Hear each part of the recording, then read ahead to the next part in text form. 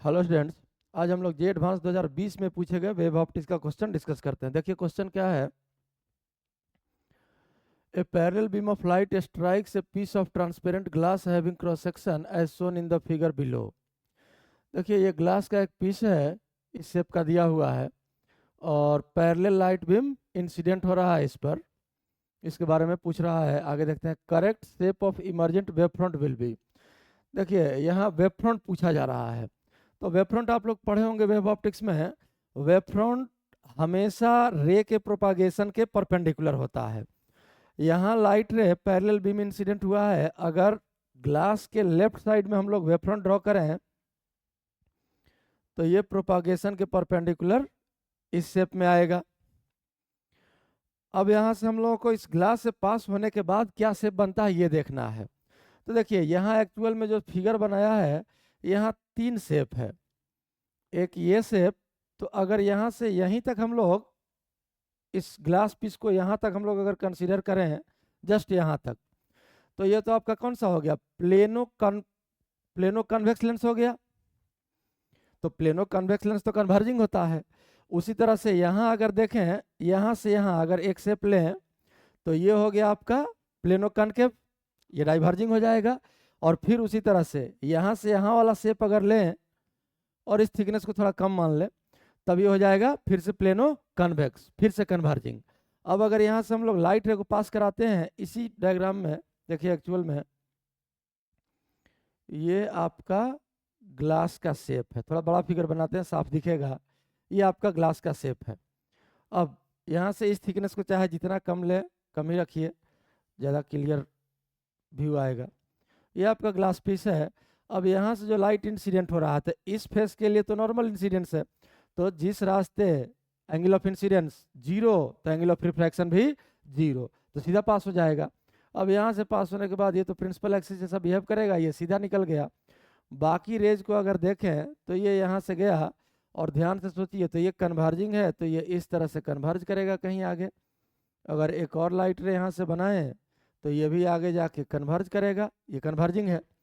अब यहाँ के लिए अगर देखें तो ये लाइट रे सीधा निकल गया, और एक ऊपर और एक नीचे अगर लाइट रे बनाएं तो ये डाइवर्जिंग हो जाएगा। यहाँ लाइट रे दिखा रहे हैं हम लोग, ये डाइवर्जिंग हो जाएगा। डाइवर्जिंग मतलब इधर भागेगा, और ये भी डाइवर्जिंग हो जाएगा, ये भी इधर भागेगा। अगर इन दोनों को हम लोग बैक डायरेक्शन में इंसिडेंट करें तो ये कहीं ना कहीं जाके एक दूसरे को इंटरसेक्ट करता हुआ अपीयर होगा। अब अगर इसके लिए देखें तो ये प्रिंसिपल एक्सिस टाइप बिहेव करेगा। अब यहाँ के ऊपर अगर भेजे रहे तो यहाँ तो सीधा जाएगा और ये कन्वर्जिंग आगे जाकर कन्वर्ज करेगा कहीं। नीचे से भी रे भेजे तो वही सेम सिचुएशन, ये यहाँ जाके कन्वर्ज करेगा, कन्वर्जिंग हो गया। यही आपका लाइट बीम यहाँ से क्रॉस करेगा इस शेप से।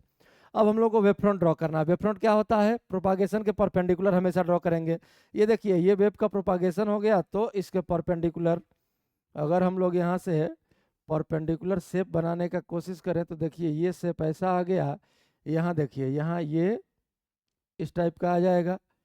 तो ये वाला शेप अगर हम लोग इसको मिलाते चले तो ये लगभग ऐसा बन गया।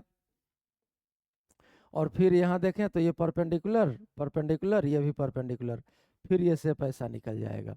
मतलब ये वेव फ्रंट आपका इस शेप का आया, लगभग रफली इस शेप का आएगा। यही आपका इमर्जेंट बीम का वेव फ्रंट होगा।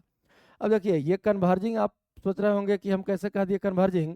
आप ऐसे सोचिए, ये एक स्फेरिकल सरफेस है कर्व, तो जरूर इसका सेंटर लेफ्ट साइड होगा। अब सेंटर अगर लेफ्ट साइड है तो एक नॉर्मल ड्रॉ करके देखिए, ये आपका एंगल ऑफ इंसिडेंस हो गया। तो ग्लास टू एयर जा रहा है तो डेंसर टू रेयर जा रहा है, नॉर्मल से दूर ही भागेगा। तो इस एंगल आई के तुलना में ये एंगल आर बड़ा होगा। अब फिगर में बड़ा दिख रहा है, इसी को बड़ा बनाए तो ये इधर की ओर भागा। और वैसे भी प्लेनो कन्वेक्स है तो ये कन्वर्जिंग ही होता, आप लोग पढ़े होंगे लेंस में भी। तो खैर यही आपका रिजल्टेंट वेव फ्रंट है। अब वेव फ्रंट देख लीजिए कौन सा ऑप्शन मैच कर रहा है, तो ये तो ए ऑप्शन जैसा लग रहा है, तो यही आपका करेक्ट ऑप्शन हो जाएगा। अगर बी में देखें तो बी में तो शेप ही अलग हो गया, हम लोगों का ये इधर ऐसे मुड़ा है, इसको इधर से लिया है। अब डी इसलिए नहीं होगा कि ये सेक्शन फ्लैट कर दिया है, ये सेक्शन सी में भी फ्लैट कर दिया है, इसलिए सी ऑप्शन भी इसका आंसर नहीं होगा। इसका आंसर हो जाएगा कौन सा, ए, और यही आपका सॉल्यूशन है।